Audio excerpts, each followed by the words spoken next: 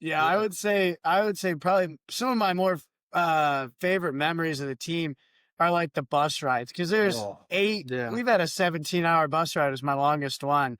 Most of them are like 8 to 10 hours. But I mean, we come home from a game and you just have 8 hours with some of your best friends hanging out in a bus. There's nothing else to do. You guys are hanging out talking. A lot of the guys aren't on their phone. It's a ball. There's so much fun. What do you mainly do though during that time?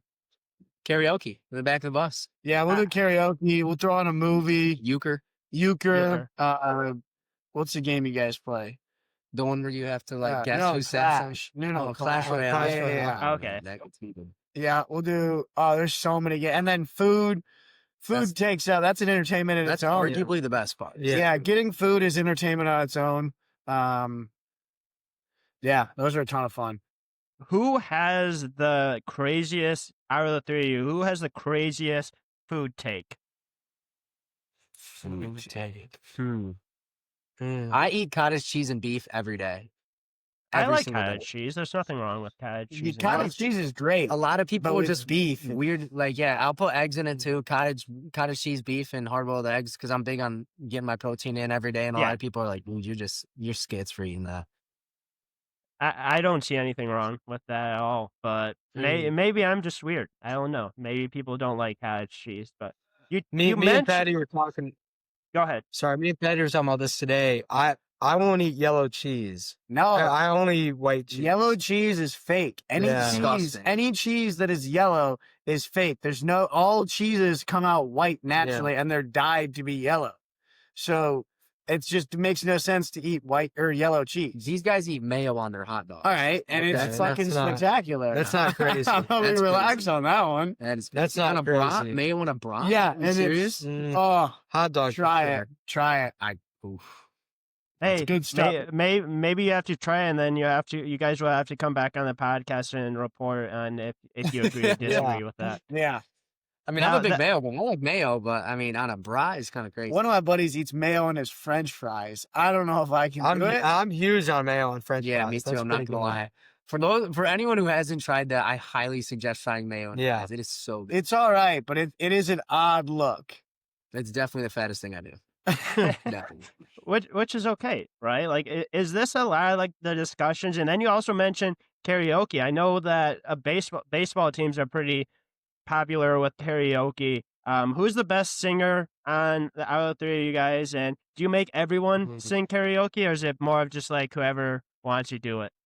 It usually starts off as a punishment. So we'll do whoever forgets stuff on the field. So if you forget equipment on the field and coach or one of the captains has to bring it in, you owe the team karaoke on the bus. So you got to sing some song on the bus, and it's a good time. Everybody joins in. It's not bad. But it ends up turning into just the guys want to sing karaoke. So it starts off as like a punishment, but it's not really because all the guys enjoy singing it, and we'll sing it for 2 or 3 hours. We'll play music, and it's a good time. Yeah, I'll go ahead and take the banner for this one. I'm definitely the best singer out of these. Yeah, absolutely not. I don't know who is, but he's not. I'm always singing.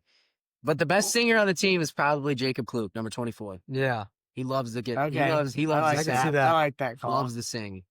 Hey, we actually have agreement on something on this little segment of just talking about whatever happens on the bus rides. I think the whole team would probably agree with that too. He's pretty good. He's pretty good. Yeah. What's the go-to karaoke song for the three of you guys? I like Colt 45. Probably Wagon Wheel. Colt 45 is pretty good. Probably Santeria by Sublime. Ooh. Okay. Or Red Wine by Sublime. Red Wine's by UB40, Patty. Nah, never mind. Hey, you know what? Those are all great choices. Honestly, I'm not going to lie. I'm not surprised by Patty's song at all, to be completely honest with you. But they're all great songs. Wagon Wheel? Yeah, not surprised at all. You seem like a country kind of guy. Oh, I tend to be a little more. I was just going to say, definitely seem to tend to be like country, but obviously bus rides all kind of part of a culture. And I want to get into a little bit more about the program, because I know one thing that you guys are really proud of is just how far the program has come in the last couple of years with your new head coach. Obviously, you still want to continue to grow. You still want to continue to get better.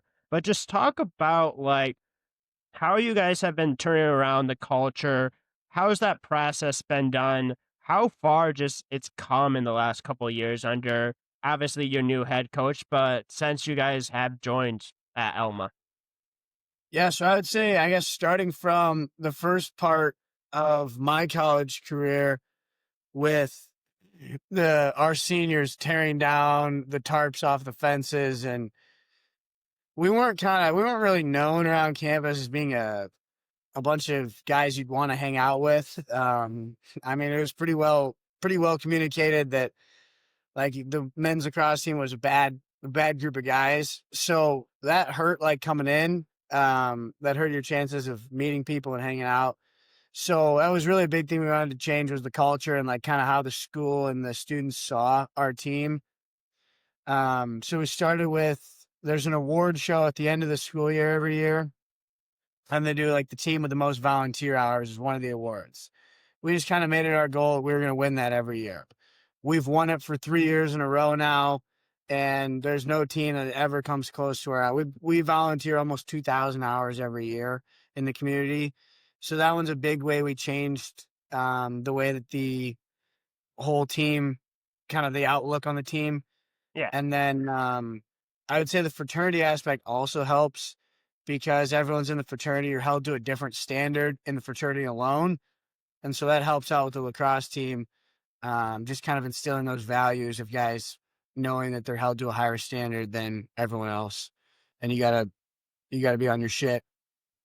So I would definitely say just the in practice kind of for like the inside team culture, I'd say it was definitely in practice, because we would walk into fall ball, and fall ball's all goofing around, having fun with the guys. Like, it's kind of meant to be a little bit more lenient and have fun, but still get the work in, still get better, and every day get better as a team and as an individual as well.